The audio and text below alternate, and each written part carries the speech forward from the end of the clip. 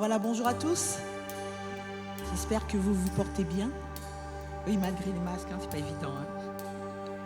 Mais que les masques ne nous empêchent pas de le louer.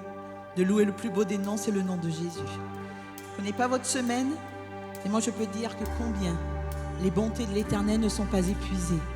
Ses compassions se renouvellent chaque matin. Et nous pouvons dire que si ce matin nous sommes là, c'est un effet de sa grâce. Et nous ne pouvons que dire Seigneur merci.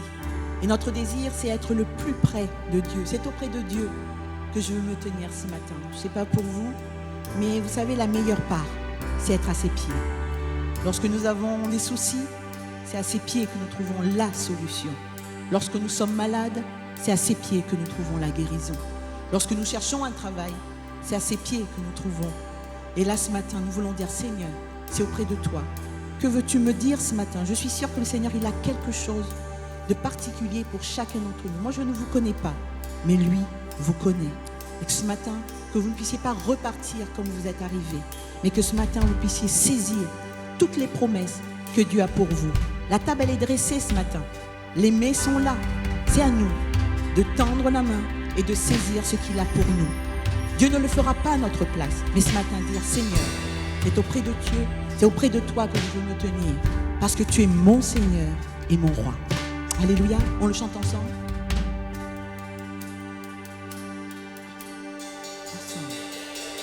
C'est auprès de Dieu que je veux me tenir. Il est mon Seigneur, mon roi.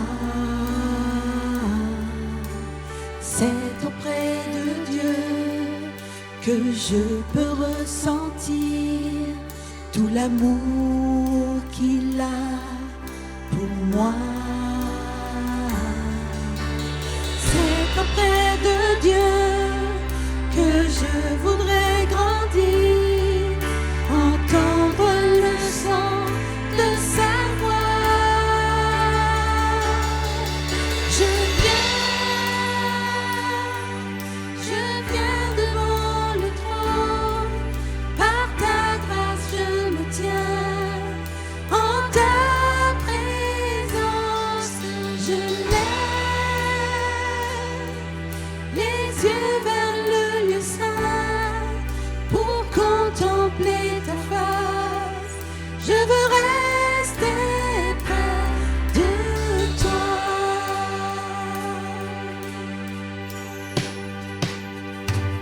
Ensemble. C'est auprès de Dieu que je veux me tenir. Il est mon Seigneur, mon roi.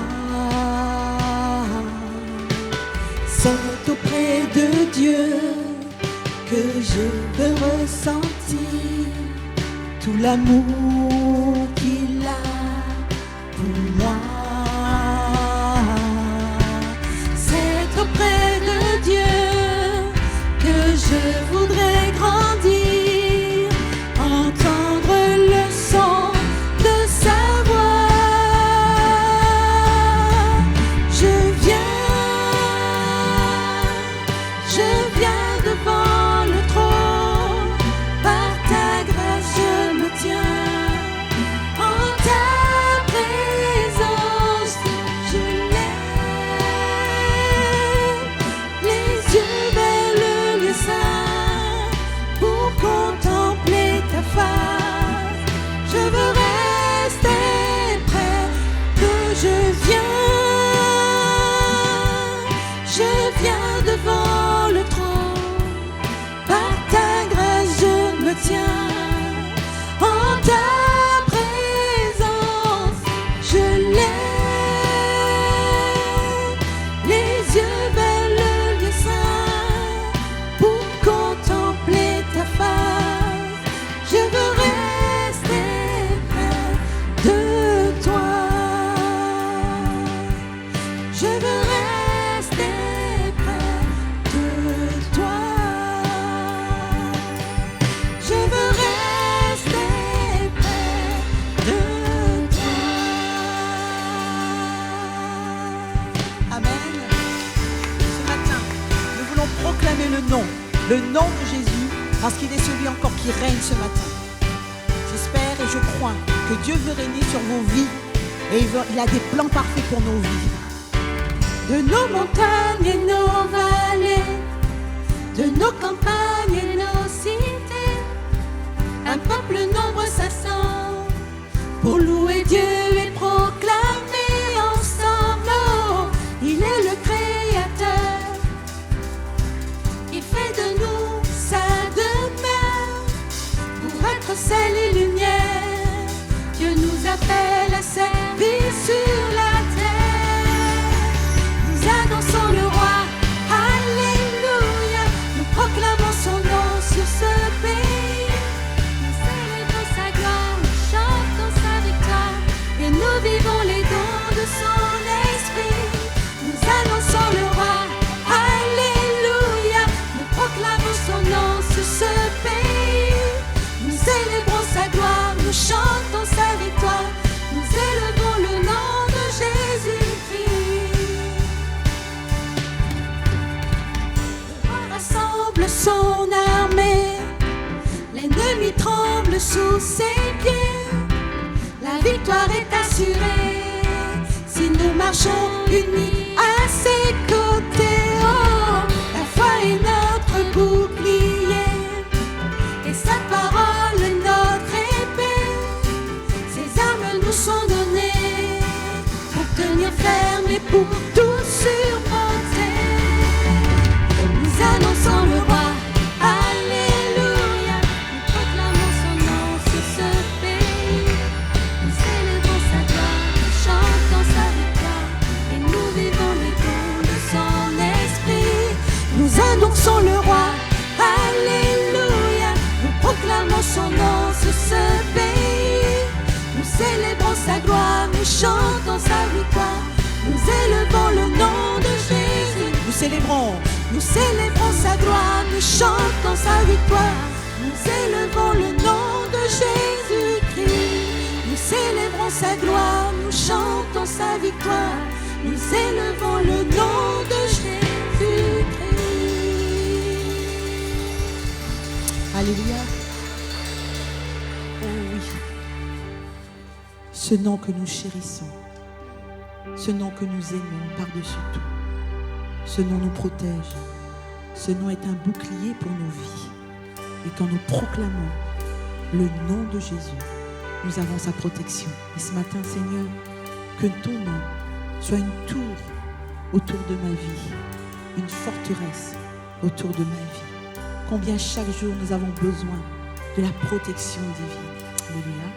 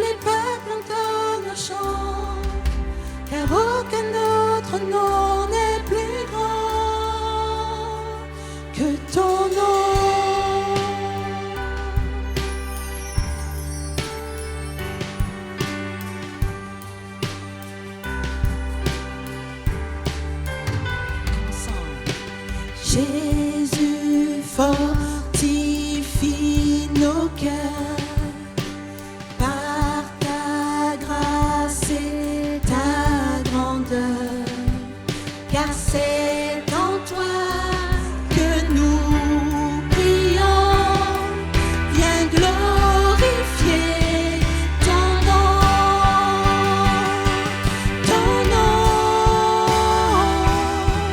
comme une tour aux quatre vents.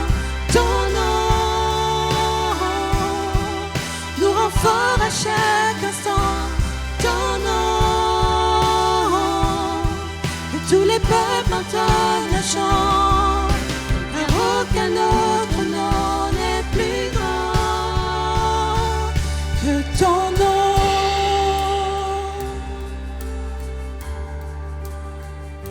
de l'aube au coucher du soleil.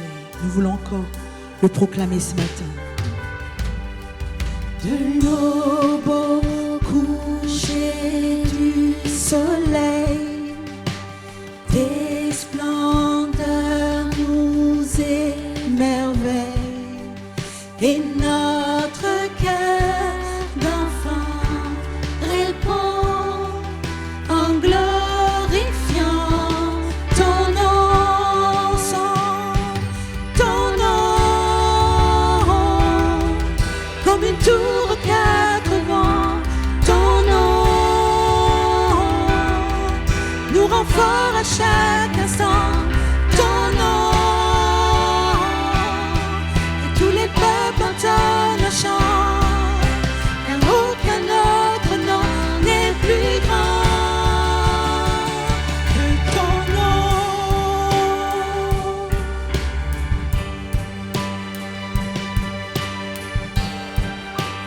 Jésus fortifie nos cœurs ce matin. Alléluia. Jésus fortifie nos cœurs par ta grâce et ta grandeur, car c'est en toi que nous prions. Viens glorifier ton nom,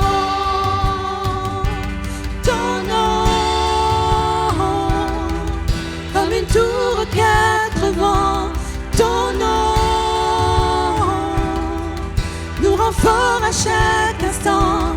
Ton nom, que tous les peuples entonnent un chant, car aucun autre nom n'est plus grand Que ton nom, que ton nom, comme une tour aux quatre vents. Ton nom nous rend fort à chaque instant. Ton nom, et tous les peuples entonnent un chant, car aucun autre nom n'est plus grand que ton nom.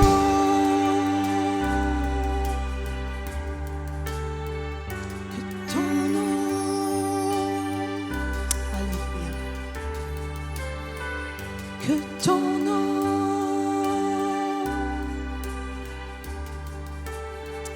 Oh Jésus, alléluia.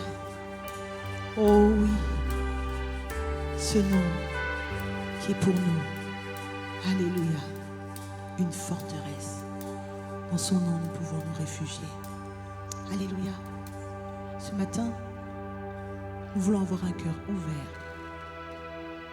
à recevoir ce que Dieu a pour chacun d'entre nous. Il a un plan parfait pour nos vies. Des fois, nous n'allons pas toujours comprendre la situation. Des fois, nous allons passer en se demandant peut-être pourquoi, Seigneur. Mais ce matin, nous voulons nous taire et écouter. Il est un bon berger pour nos vies. Il veut prendre soin de chacune de ses brebis. Mais à nous ce matin, de nous laisser construire, dirigé par lui. S'il doit émonder, qu'il émonde ce matin. S'il doit consumer, qu'il consume ce matin. S'il doit rétablir, qu'il rétablisse encore ce matin. À nous de saisir dans le nom de Jésus cette victoire dont vous avez besoin. Ce matin, je veux dire, Seigneur, je veux me taire et écouter ce que tu as à me dire. Alléluia.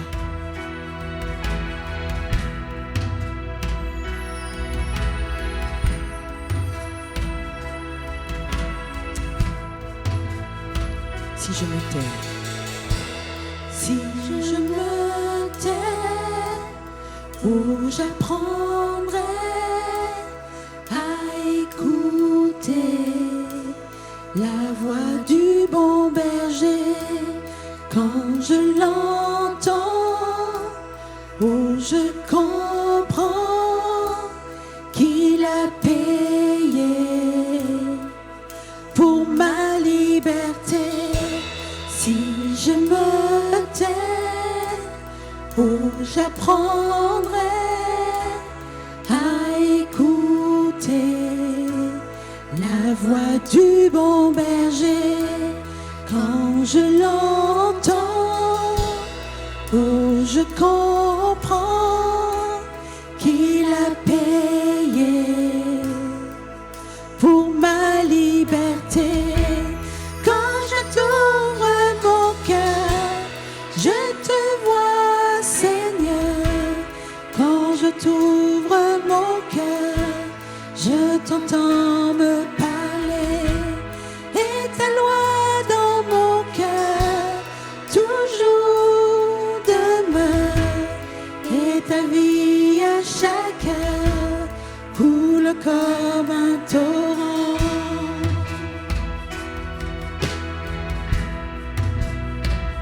Alléluia. Que ce soit une prière ce matin. Oh Jésus, je veux t'entendre. Si je me tais, Si je me tais, oh, j'apprendrai à écouter la voix du bon berger.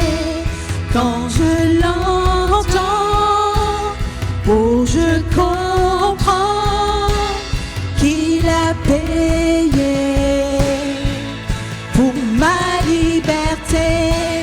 Quand je t'ouvre mon cœur, je te vois, Seigneur. Quand je t'ouvre mon cœur, je t'entends me parler. Et ta loi dans mon cœur toujours demeure. Et ta vie à chaque heure coule comme un torrent. Quand je t'ouvre mon cœur, je te vois, Seigneur. Quand je t'ouvre mon cœur, je t'entends me parler. Et ta loi dans mon cœur toujours demeure. Et ta vie à chaque heure coule comme un torrent. alléluia. Oh oui.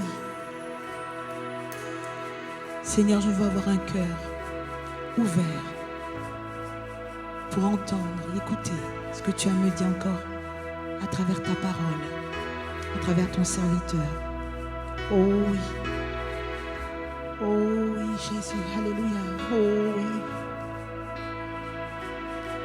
Oh oui, ce matin, Seigneur.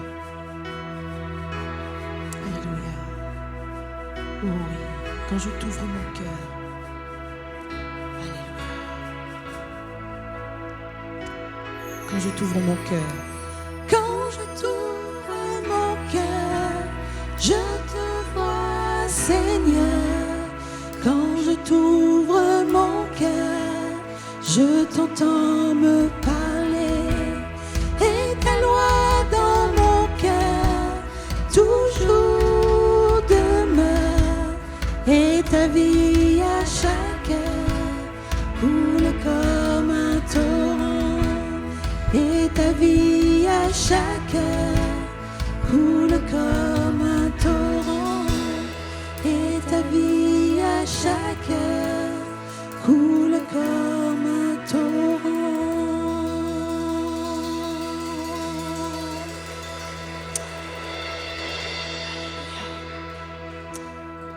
Alléluia. On va laisser la place au pasteur Fernandez. Que nos cœurs puissent être ouverts et recevoir ce qu'il a à nous dire. Amen.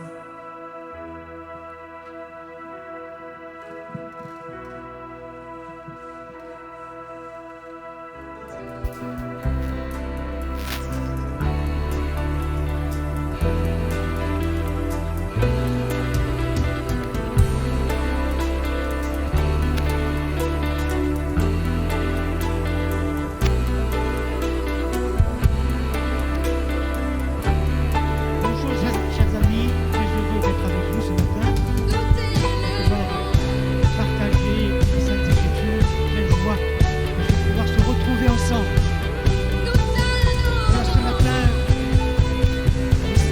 très simple, mais je pense que les uns et les autres vont être secourus dans tous nos besoins au travers de ce que nous allons pouvoir méditer.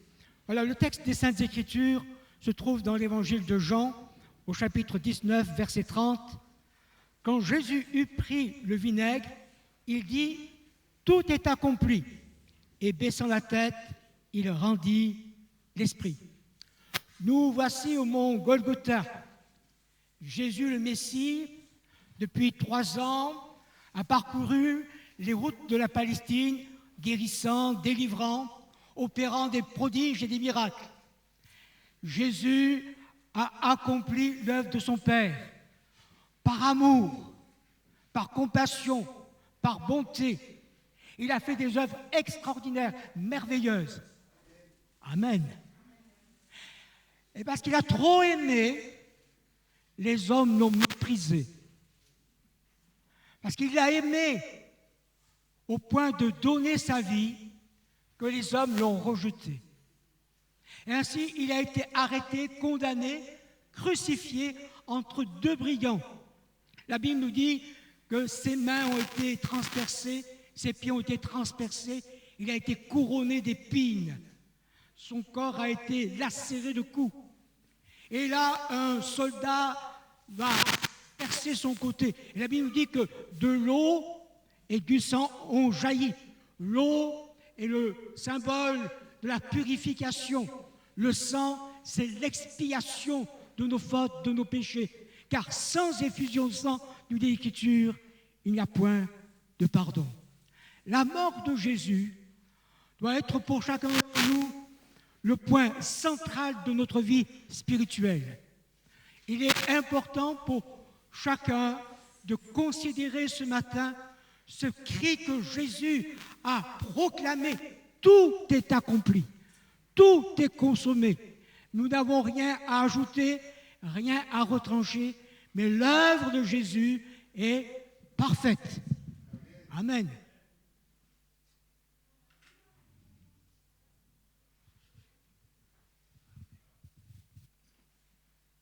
L'œuvre de Jésus est totale. Amen. Si Jésus est mort sur la croix, on l'a placé aussi dans un tombeau. Mais gloire à Dieu, 3 jours après, il est ressuscité d'entre les morts. Amen. Quelle espérance vivante nous avons les uns et les autres de savoir que la mort n'est pas la fin. Qu'après la mort, il y a une espérance vivante pour chacun d'entre nous. Le Christ ressuscité nous prouve qu'ensuite, après la mort, il y a un nouveau royaume, un nouveau lieu, un lieu que lui-même nous prépare pour chacun d'entre nous. Il a dit à ses disciples, « Je vais vous préparer une demeure, la maison de mon Père, et là où je suis, vous serez aussi. » Ainsi, nous avons cette espérance que si nous partons de cette terre, nous aurons aussi un lieu où nous allons pouvoir revoir le Christ Jésus, le contempler à jamais. Non seulement il est mort, ressuscité, mais la Bible nous dit aussi qu'il est monté au ciel. Amen. Il a pris la place qui lui était due auprès de son Père. Il s'est assis sur le trône de son Père. Et l'Écriture nous dit qu'au ciel, il y a un texte extraordinaire que j'aimerais vous lire avec vous. Il est dit, peut-être que Mathilde peut me mettre, merci. C'est aussi pour cela qu'il peut sauver parfaitement ceux qui s'approchent de Dieu par lui, étant toujours vivants pour intercéder en leur faveur. Je ne sais pas si vous pouvez prendre conscience de tout ce texte des Saintes Écritures. Ce texte nous dit que ceux qui s'approchent de Dieu par lui, le Christ vivant, ressuscité, peut nous sauver entièrement, totalement, définitivement. Nous avons besoin justement ce matin de considérer que le salut de Jésus, il est entier. Et je crois que c'est important pour chacun d'entre nous. À partir de son sacrifice, nous avons les uns et les autres le moyen, la possibilité de pouvoir entrer en contact avec Dieu le Père. Il est le seul chemin, la vérité et la vie. Il est le pont qui nous relie au Père céleste. Et c'est par lui que nous pouvons nous approcher pour obtenir de lui tout ce dont nous avons besoin. Amen.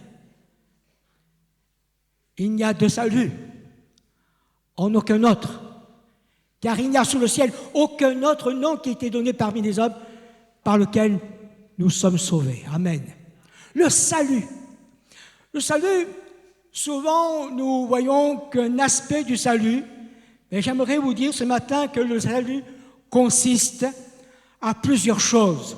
Il y a la sûreté, la sécurité, tous les bienfaits, les bénédictions, les délivrances dont nous avons besoin. Le pardon des péchés, la délivrance de nos péchés, la guérison divine, le baptême dans le Saint-Esprit, les dons spirituels. Tout cela se trouve en lui. Amen. Le salut, c'est quelque chose que nous pouvons peut-être considérer comme quelque chose de lointain, alors que le salut, c'est quelque chose que nous pouvons vivre aujourd'hui, dans cet instant, dans ce moment. Souvent, nous pensons que, en fait, nous serons sauvés qu'après notre mort. Mais j'aimerais vous amener à considérer ce matin que si vous croyez au Seigneur Jésus, de tout votre cœur, vous pouvez être sauvé aujourd'hui et avoir dans votre cœur l'assurance de la vie éternelle, l'assurance du pardon de vos péchés. Ça me fait penser à une histoire. Au Moyen-Âge, vous savez, les rois avaient souvent des bouffons et ces hommes étaient là pour les divertir par leur plaisanterie. Et un jour, un prince a demandé à son bouffon de venir le voir parce qu'il avait quelque chose à lui remettre. Il lui a remis un bonnet avec des clochettes, une certaine couleur, et il lui a remis un sceptre en bois, en lui disant « Voilà, je te nomme le roi des bouffons de mon royaume. Mais si un jour tu trouves plus faux que toi, eh bien tu pourras donner ce bonnet et ce sceptre. » Le temps est passé, puis un jour, ce prince est tombé gravement malade. Alors le fou est allé le voir et il lui a posé des questions. « Prince, allez-vous être rétabli rapidement ?» Et le prince a dit « Non, je suis condamné, je vais mourir. » « Ah, donc vous avez préparé ce grand voyage qui va durer longtemps. » Et le prince a dit « Non, il est vrai que je ne me suis jamais soucié de me préparer à ce grand voyage. Pourtant, lui dit le fou, mais chaque fois que vous faisiez un voyage pour un jour ou plusieurs jours, il y avait des personnes qui préparaient votre voyage. C'est vrai, mais je ne me suis pas préoccupé de ce grand voyage. J'étais trop occupé à faire beaucoup de choses. » Et le fou se tourne vers lui et lui dit « Prince, j'aimerais vous remettre quelque chose entre vos mains, mon bonnet et mon sceptre, car j'ai trouvé plus fou que moi. Je me suis préparé pour ce grand voyage. » Et je crois que c'est important de se dire « Es-tu prêt à rencontrer Dieu? Es-tu prêt à partir de ce lieu? » Il y a des années de cela, l'annonce de l'Évangile était proclamée et un jeune homme a écouté ce message, a été touché et dans son cœur, il s'est dit « Eh bien, je verrai la semaine prochaine pour me donner au Christ. » La semaine après, il est venu encore écouter l'Évangile et il a dit « On verra plus tard. » Malheureusement, en prenant sa moto, il s'est tué. Et je crois que malheureusement, il y a des hommes et des femmes qui laissent passer la grâce de Dieu, qui laissent passer leur salut, qui laissent passer le pardon de leurs péchés. Et j'aimerais vous amener à considérer ce matin, que vous avez besoin du salut de Dieu. Maintenant, dans cet instant, certains d'entre vous sont allés pendant plus de 20 ans à l'école. Maintenant, vous travaillez toute la journée et le soir, vous étudiez pour améliorer votre position sociale.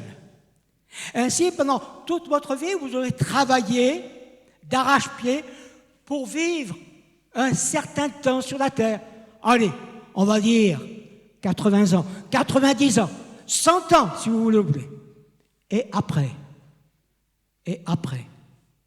Si donc vous pouvez sacrifier tant d'années de votre vie pour avoir une vie confortable, pensez pas qu'il faut se préparer et s'impliquer, se donner, se livrer, faire tout pour le royaume éternel.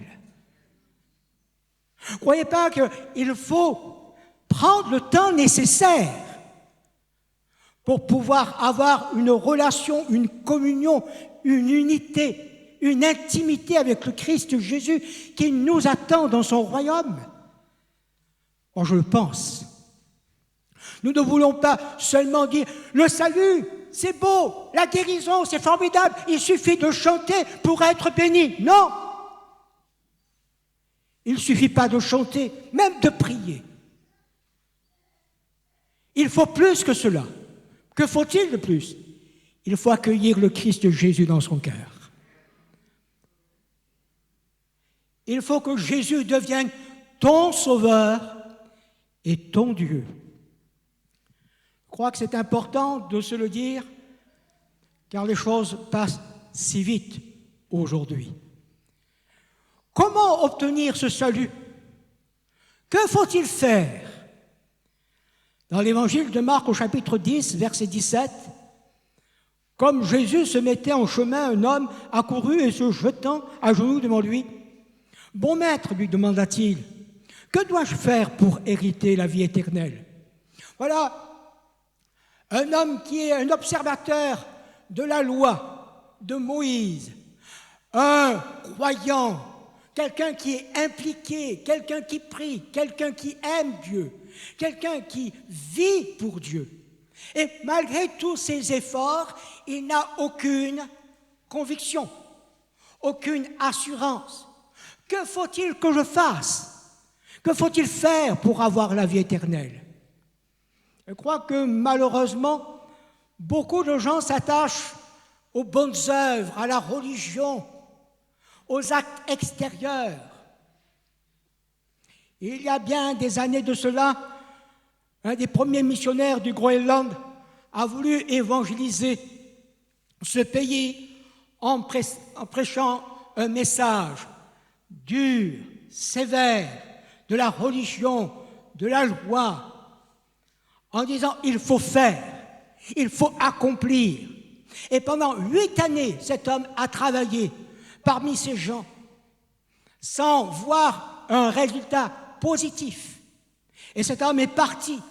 Un autre évangéliste est arrivé et il a commencé à parler de l'amour de Jésus, de l'amour de Dieu, du sacrifice de Jésus, en parlant que Dieu aimait les hommes et qu'il était capable d'intervenir dans les situations les plus difficiles. Et un jour, un des chefs de tribu est venu le voir en lui disant « Tu me dis que Dieu m'aime alors que nos dieux à nous haïssent, alors que nos dieux nous méprisent et nous veulent du mal. Toi, tu dis que Dieu nous aime. » Et ce prédicateur a dit « Oui, Dieu a prouvé son amour envers vous en donnant Jésus-Christ sur la croix. » Et cet homme a été profondément touché, convaincu, amené à la foi. Et non seulement lui, il a été sauvé, mais aussi il a amené beaucoup de personnes de sa tribu au Seigneur Jésus. Oui, moi j'aimerais vous dire ce matin, le seul qui puisse vous bénir, le seul qui puisse vous sauver, le seul qui puisse vous remplir du Saint-Esprit, c'est Jésus. C'est le seul qui peut te donner tout ce dont tu as besoin. Tout. C'est lui qui peut te donner le pardon, la vie éternelle, le salut. Dans Éphésiens au chapitre 2, verset 8, c'est par la grâce que vous êtes sauvés, par le moyen de la foi, et cela ne vient pas de vous, c'est le don de Dieu. Ce n'est point par les œuvres, afin que personne ne se glorifie. Amen.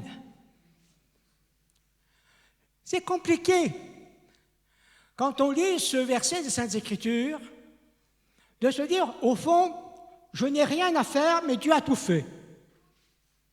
Puisque ce n'est pas par les œuvres. Est-ce qu'il faut vivre n'importe comment pour pouvoir être sauvé malgré tout? Ou avoir une vie qui soit exempte de de méfaits, de péchés? La Bible nous dit ici, c'est par la grâce. Qu'est-ce que la grâce? La grâce, c'est un don immérité. C'est le bienfait de Dieu. C'est l'intervention divine à notre égard. La grâce, c'est l'action de Dieu pour chacun d'entre nous. C'est-à-dire, ce matin, je peux recevoir la guérison de mes maux par la grâce. Si tu crois, tu peux obtenir de lui cette délivrance dont tu as besoin. C'est une grâce. Tu peux être rempli du Saint-Esprit ou être renouvelé dans le Saint-Esprit par la grâce. Quelquefois, nous pensons, mais si je fais tel effort, si je prie tant de temps, ou si je lis ma Bible avec assiduité, alors peut-être que Dieu va pouvoir intervenir, agir, faire quelque chose pour moi. Ça ne marche pas ainsi. C'est par la grâce que vous êtes sauvés. Ce qui est important, c'est la foi. La foi, ce n'est pas une croyance. Ce n'est pas simplement une adhésion intellectuelle. La foi, c'est une conviction intérieure. C'est une certitude. C'est être persuadé. Ce n'est pas seulement dire « j'adhère », « je comprends »,« je souhaite ». Non, la foi, c'est un don qui nous est communiqué, apporté par Dieu, au travers de sa parole. Un don. Eh oui, je le reçois ou je ne le reçois pas. Je l'accueille ou je ne l'accueille pas. La foi me permet ainsi de prendre ce que Dieu me donne. En fait, c'est un peu comme la main. Dieu me donne quelque chose, à moi de le saisir, à moi de le prendre, à moi de l'accueillir. Pour être rempli du Saint-Esprit, que faut-il faire particulièrement pour être rempli du Saint-Esprit? Moi, j'aimerais vous dire, abandonnez-vous entre les mains du Seigneur. Recevoir la guérison. Mais je peux vous dire que Dieu, dans notre famille, a plusieurs fois fait des grands miracles à notre égard. Dieu a fait pour moi de grandes choses. Il m'a guéri plusieurs fois. Il m'a guéri de l'asthme. Il m'a guéri des amibes. Il y a 2 ans, il m'a guéri de obstruction de mes voies respiratoires. Amen. Est-ce que vous pensez que les prédicateurs sont meilleurs que vous? Non. Ils reçoivent comme vous la grâce. Ils saisissent comme vous la grâce. Ils vivent de cette grâce. Le salut, il est pour toi ce matin. Amen. Jésus va dire à un homme, il te manque une chose, va, vends tout ce que tu as, donne-le aux pauvres, et tu auras un trésor dans le ciel, puis viens et suis-moi. Vous connaissez ce texte des Saintes Écritures? Ce jeune homme vient de dire à Jésus qu'il a servi Dieu de tout son cœur depuis sa jeunesse. C'est un homme dévoué, un homme qui prend soin de ses voisins, de son entourage, de ses contemporains. Et Jésus lui dit, va vendre tout ce que tu as, donne-le aux pauvres, puis viens et suis-moi. Ici, il est important de se souvenir que nul ne peut servir deux maîtres, car il haïra l'un et aimera l'autre. On ne peut pas servir Dieu et Mammon. Il y a des choix à faire dans notre vie. Des choix dont nous avons tous besoin de réaliser. J'ai besoin de faire le bon choix, de prendre les bonnes décisions. Nous sommes tous libres, jeunes ou âgés. Jésus lui dit, il faut que tu fasses cela, car au fond de ton cœur, celui qui y règne, c'est Mammon. Il faut que tu choisisses. Donc ce matin, il y a certainement un choix à faire. Nul ne peut servir de maître. Tu ne peux pas vivre avec l'amour de ce monde et l'amour de Dieu. Tu seras toujours déçu, toujours anxieux, toujours déprimé. Ce que Christ reproche à une certaine Église, c'est d'avoir abandonné son premier amour. L'amour est quelque chose de très important pour chacun d'entre nous. Et ici, Jésus lui dit, puis viens et suis-moi. Il faut que tu m'aimes. Il faut que tu me suives par amour. C'est une condition importante. Aimer Jésus. Mais dites-moi, n'est-ce pas le premier commandement? C'est tu aimeras le Seigneur ton Dieu de tout ton cœur, de toute ton âme, de toute ta pensée, de toute ta force. C'est ce que nous faisons les uns et les autres. Amen. Aimer. Aimer Jésus. Je t'aime, Seigneur, au point de vivre pour toi, de marcher à ta suite, de me consacrer, de pouvoir être bouillant pour toi. Mes yeux sont fixés sur toi. Je t'aime, Jésus. Et quand je l'aime, je ne suis pas exempt de difficultés. Je ne suis pas exempt d'épreuves. Je ne suis pas exempt de maux, de souffrances. Mais quand je l'aime, je sais que sa parole me dit qu'il ne me délaissera point, qu'il ne m'abandonnera point. Alors je peux compter sur lui. Et j'aimerais poser la question, est-ce que Dieu peut compter sur toi ce matin? Est-ce que Dieu peut compter sur toi?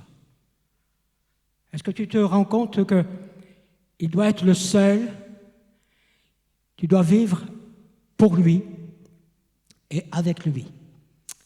Amen. Il y a quelques années de cela, dans un grand magasin, le patron avait fait de sorte que ses ouvriers puissent avoir en fin d'année des cadeaux. Il avait choisi 4 personnes, 4 femmes. Elles avaient tellement bien travaillé qu'il leur a dit, voilà, vous allez être conviés pour choisir ce que vous souhaitez, ce que vous désirez dans mon magasin. Oh, 4 personnes, 4 femmes, disons, voilà, à la fin d'année, belles étrennes quand même, choisir ce qu'on veut. Alors une a dit, mais moi, je voudrais avoir la plus grande télévision. Allez, un 4x4, hein, et vraiment le dernier modèle. Et puis une autre a dit, moi, j'aimerais avoir une machine à laver, dernier modèle, qui sort tout, qui fait tout. Et la troisième a dit, moi, j'aimerais avoir un ordinateur multimédia, mais le top des tops. Et il y avait une quatrième, il dit, mais qu'est-ce que tu veux? Qu'est-ce que tu souhaites? Qu'est-ce que tu désires? Elle était un peu timide. Elle dit, moi j'aimerais avoir le fils du patron parce que je l'aime.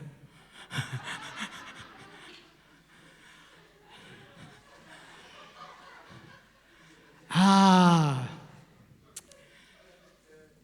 Alors je me pose la question et je me dis, est-ce que les gens préfèrent les dons aux donateurs? Est-ce que nous ne mettons pas souvent notre esprit pour les dons? On veut les cadeaux du Seigneur. On veut les bienfaits du Seigneur. On veut la guérison. On veut la délivrance. On veut la victoire. On veut qu'il nous protège. On veut qu'il agisse en notre faveur. On veut qu'il réponde à nos prières. On veut qu'il intervienne dans telle et telle situation. On veut. On souhaite. On demande. On est toujours en train de dire « Amen, Seigneur, Amen, Amen, Amen ». Ah oui, les dons, on les aime, les cadeaux. Mais est-ce que nous aimons le donateur? Plus que les dons, plus que les cadeaux, plus que les bienfaits. Parce que quelquefois, Dieu ne répond pas à nos prières. Eh oui. Dieu, quelquefois, n'intervient pas comme nous le souhaitons, comme nous le désirons, comme nous le demandons. Nous pouvons même jeûner, nous pouvons faire tout ce que nous voulons. Rien, nous n'avons rien. Mais pourquoi, Seigneur? On fait. Ah, ça, c'est bien ça. On fait. Ah, mais je croyais que c'était par grâce qu'on recevait. Oui, c'était un don. Ah oui, mais si je ne fais pas, alors je ne tiendrai pas. Oui, pas tout à fait. Ce n'est pas la même chose. En fait, Dieu fait ce qu'il veut, comme il veut. Et quand il veut. Est-ce que nous en sommes bien conscients? Seigneur, non pas ce que je veux, mais ce que tu veux. C'est cela l'amour. C'est accepter ce qu'il souhaite pour nous. Son plan n'est pas ton plan. Tes projets ne sont pas ses projets. Tes idées ne sont pas ses idées. Il suffit simplement de regarder le ciel, les étoiles, l'univers. On est dépassés, les amis. Oui, mais Dieu, pourtant, désire que nous soyons unis à lui, que nous nous approchions de lui. Et on peut le remercier de tout notre cœur pour tout ce qu'il nous accorde, par amour, quotidiennement. On peut le remercier pour le pain, la nourriture, le vêtement, pour la respiration, pour la paix. Mais est-ce qu'on le remercie pour ce qu'il est? Merci Seigneur, parce que tu es mon Dieu, tu es mon Sauveur, tu es mon Roi. Tu es celui que j'aime, celui que je veux servir, celui que je veux honorer. Amen. Dans l'évangile de Luc au chapitre 18, verset 10, 2 hommes montèrent au temple pour prier. L'un était pharisien et l'autre publicain. Cet homme religieux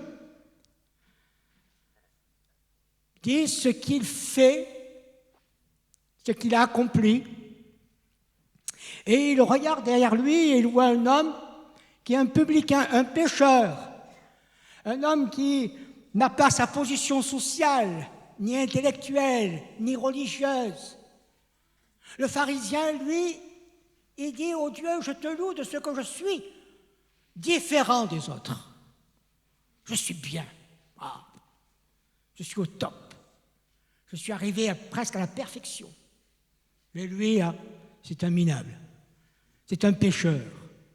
Il n'est rien du tout. » Et c'est vrai que ici, Jésus nous amène à considérer que certains s'élèvent par orgueil, pensant qu'à cause de ce qu'ils ont reçu, obtenu dans leur vie, les bienfaits, les grâces, les bénédictions, ils disent « Ah, je suis quelqu'un de bien ». Mais au fond, Je le dis encore, et je le redirai encore, c'est par grâce que vous êtes sauvés, par le moyen de la foi. Et si vous regardez le texte des Saintes Écritures, vous verrez que le Seigneur souligne « Dieu résiste aux orgueilleux, mais il fait grâce aux humbles. » Celui qui, au fond, reconnaît ses fautes, ses péchés, ses forfaits, et il dit à Dieu, « Oh Dieu, sois apaisé envers moi. » Et l'Écriture nous dit, lui, il est retourné chez lui, justifié par Dieu. Moi, j'aimerais vous dire ce matin, il y a ceux qui résistent à Dieu et ceux qui acceptent le message du salut, du pardon par grâce. Et j'aimerais vous dire, voulons-nous ce matin choisir Jésus comme Sauveur, comme Seigneur et comme Dieu? Voulons-nous l'aimer de tout notre être et lui dire, Seigneur, règne en moi, vis en moi. Au lieu de en mettre plein la tête, moi je veux, Seigneur, simplement m'abandonner entre tes mains et te confesser que je veux t'aimer et te servir. On va ensemble l'invoquer, s'il vous plaît.